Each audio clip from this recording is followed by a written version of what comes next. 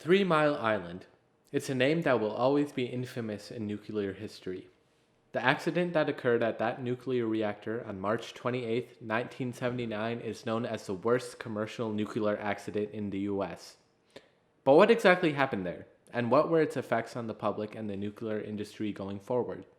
To fully understand this event, we'll have to go way back. Part 1. What was 3 Mile Island? When people talk about the 3 Mile Island accident, they're actually talking about the accident that occurred in the second reactor of the 3 Mile Island facility in Londonderry, Pennsylvania, commonly referred to as TMI-2. It's a pressurized water reactor, which means that it uses uranium-235 as fuel, water as its moderator to slow down neurons, boron and cadmium as control rods, and water as its method of heat transfer. Let's look at the basic process of a PWR. We start with some uranium-235, then add a neutron to it, turning it into uranium-236. Because uranium-236 is so unstable, it breaks apart, releasing barium, krypton, 3 neutrons, and heat. The balanced reaction looks like this. The barium and krypton are just nuclear waste, which we can deal with another time, and the neutrons crash into other pieces of uranium-235 to start the process over again. The part we care about the most is the heat. After the reaction happens, water absorbs the heat and carries it away. Since the temperatures get super high, the water is kept at a high pressure so that it stays a liquid and doesn't boil and become steam. The superheated water then makes its way to the steam generator where it transfers its heat to the feed water.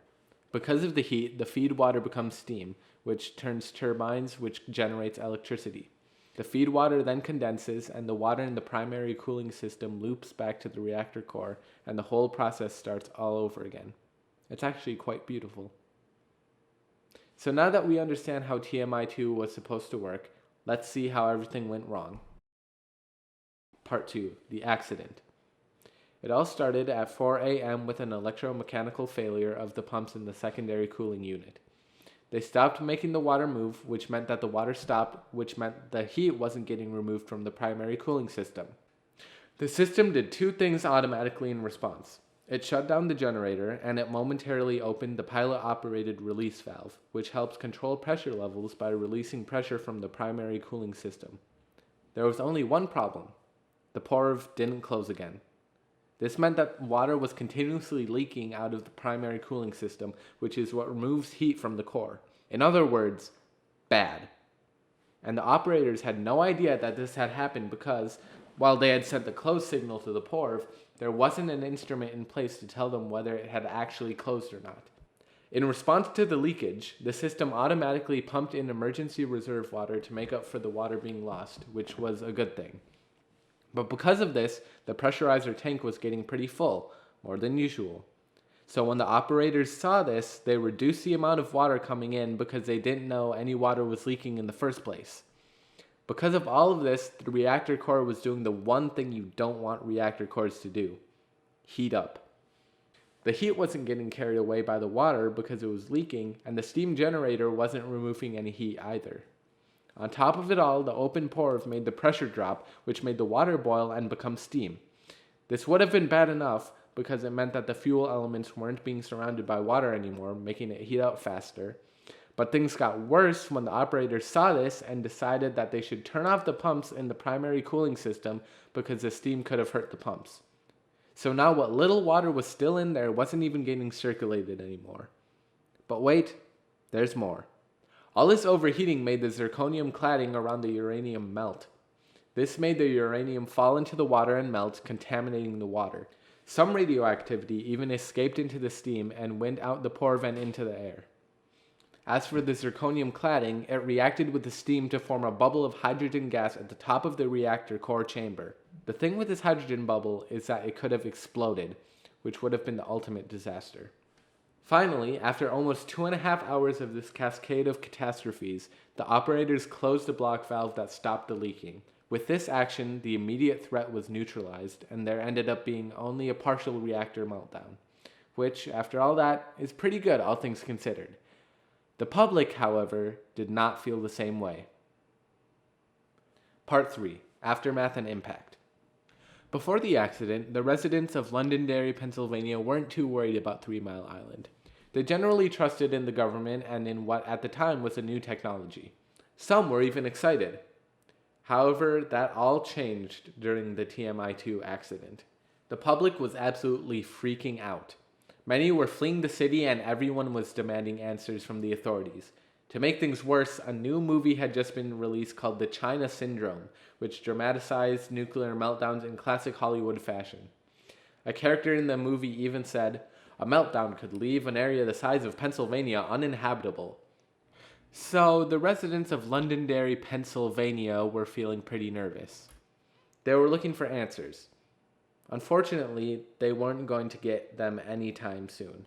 From the get-go, the people in charge were terrible at communication, and even worse at public relations. They generally had the attitude that they just wanted to get on with their jobs and not have to worry about the public at all. This caused them to give half-baked answers and to downplay the situation as much as possible. They were prioritizing speed and efficiency over clarity, which ended up being really bad in the long run. No one could get good information, and everyone was confused. For example, the first public report to come out about the accident was that everything was fine and that it was all completely under control and that no one should worry. But later on, a TV station reported that because of the accident, everyone needed to flee and that they could never return. Neither of these reports were true. Meanwhile, the government as a whole was trying desperately to decide whether or not to initiate an evacuation. Initially, the Nuclear Regulatory Commission had recommended an evacuation, but backtracked later on. Eventually, the government went halfway and told children and pregnant women to evacuate, as well as long-term care facilities.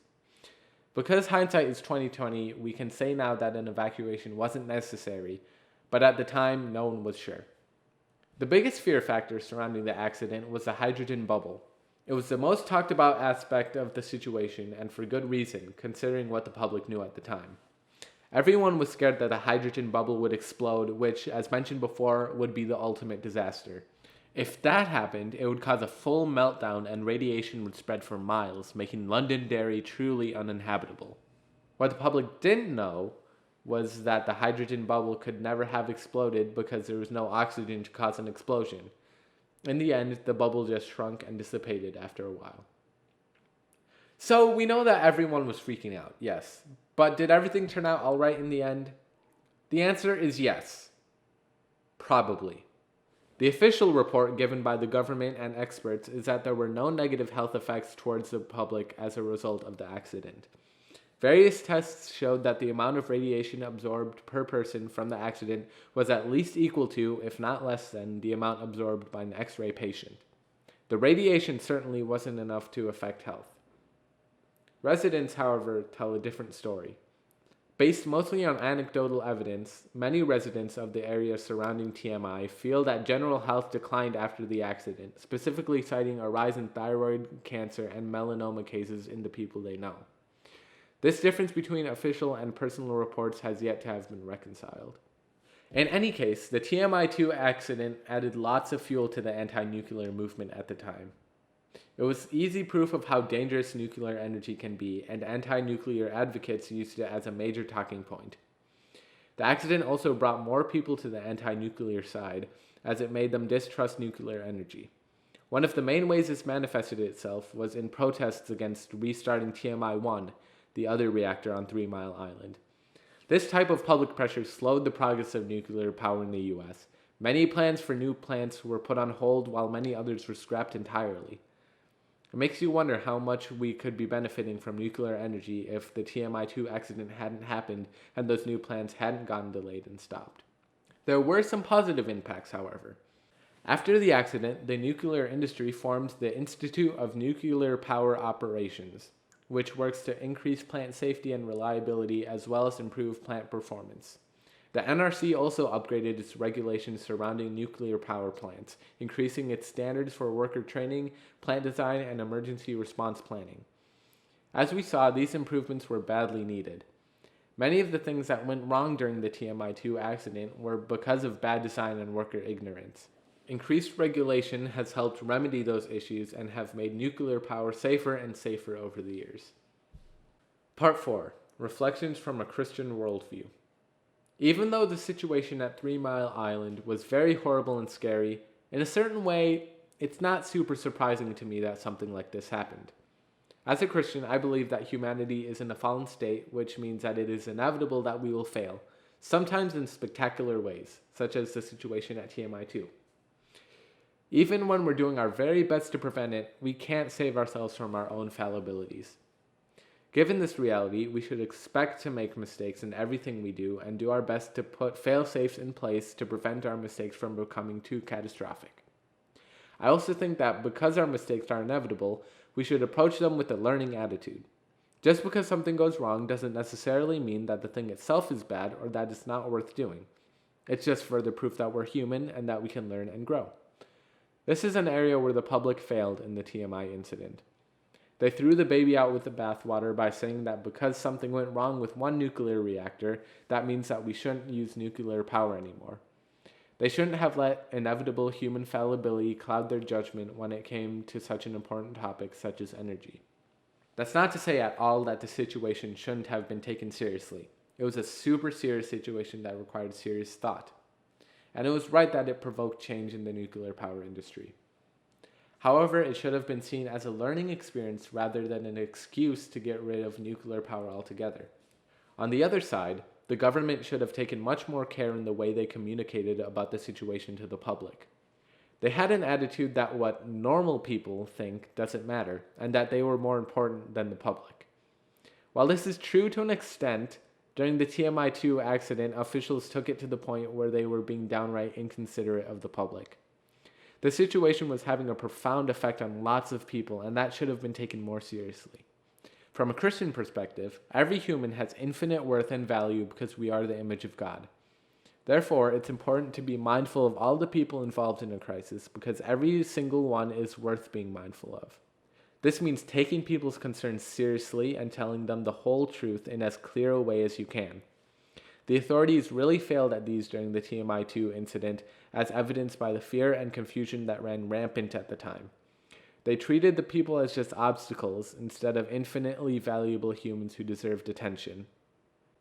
And with those thoughts, our time at 3 Mile Island has come to an end. I hope that you were able to gain a better understanding of the 3 Mile Island accident and that you're better equipped to think thoughtfully about it and the wider subject of nuclear power going forward.